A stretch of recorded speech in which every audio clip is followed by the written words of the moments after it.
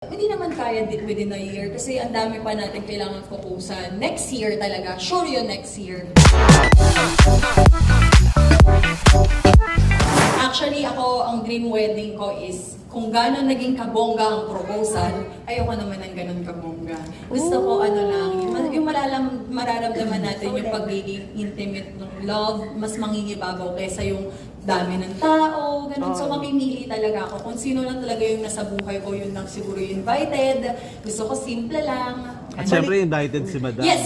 Actually, sinabi ko na sa kanila. Ninang sinabi ko sa'yo kanina. Ninang. Ninang nga ako, alam ko na.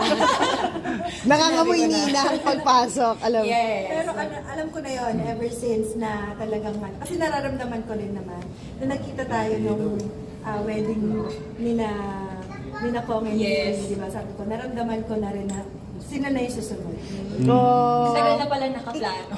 Talaga, gano'ng katagal? Yes, parang pinlano niya, birthday niya pa lang, February. So, nung birthday ni Bia, doon daw yung talaga naka-order na siya ng ring. Sinabi niya yun doon sa dulo part ng vlog ko na na-order niya na yung ring, napakita niya na sa mga kapatid ko, gano'n. Within the year ba? Grabe, Yung ang wedding. wedding. Actually, hindi naman kaya within a year kasi ang dami pa natin kailangan fokusan. Next year talaga, sure yun next year. Wow.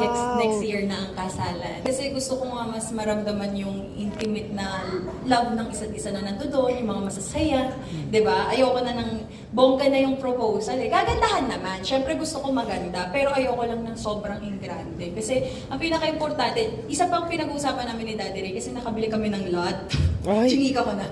Nakabili kami ng lot, tapos gusto namin, plan talaga namin sana by 2 years, kaya siya mag-1 year pa uli sa Japan because doon, dahil doon talaga, para makakapag-provide kami sa pagpapagawa ng bahay. So parang, kaysa i-spend mo yung malaking pera sa kasal, parang mas maganda mag-spend for the future with the kids. Yan Dream talaga. house. Dream house Yes, yan. dream house. Actually, excited ako para dito. Sobra, dalawa kami. Kaya work hard kami pareho.